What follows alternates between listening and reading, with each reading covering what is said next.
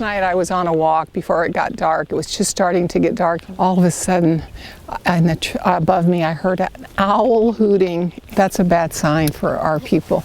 It's a sign of the messenger of death. It really did stop me in my tracks, and I was kind of scared because my mother saw an owl a month before she passed away and told me that her time was coming, and so that really, my mother who went to this boarding school and survived, and her two sisters. So I tried to think about it in a way that maybe that was a sign, a good sign, that we would find those children that died at this school. This is the next steps in our search for the relocation of the Genoa Indian Industrial School Cemetery. Today we have a crew out with the Midwest Archaeological Center, their program of the National Park Service, basically taking pictures of the below surface environment of this area to make a determination if we can see any signs of graves, burials. After the dog detection team came out, we decided let's try some additional geophysical work.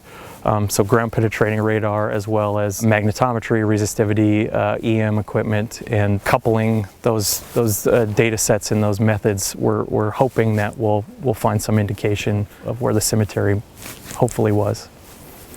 I don't think they can tell right away today if the children are, they find those 86 children that we know died here. We know their names, but we don't know where they are. Could be more than that too.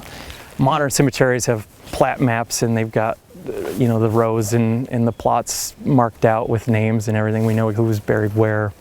We don't have that here, so figuring out individuals or which tribes, I think would be a very tough effort.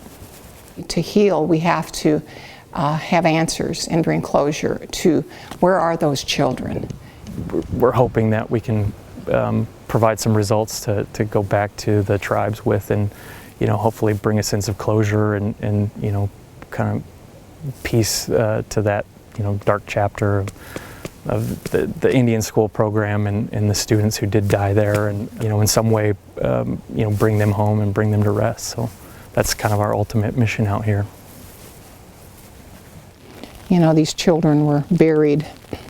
The story was buried, and it has to be uncovered. And until it's uncovered, America cannot be free of this dark stain of our history.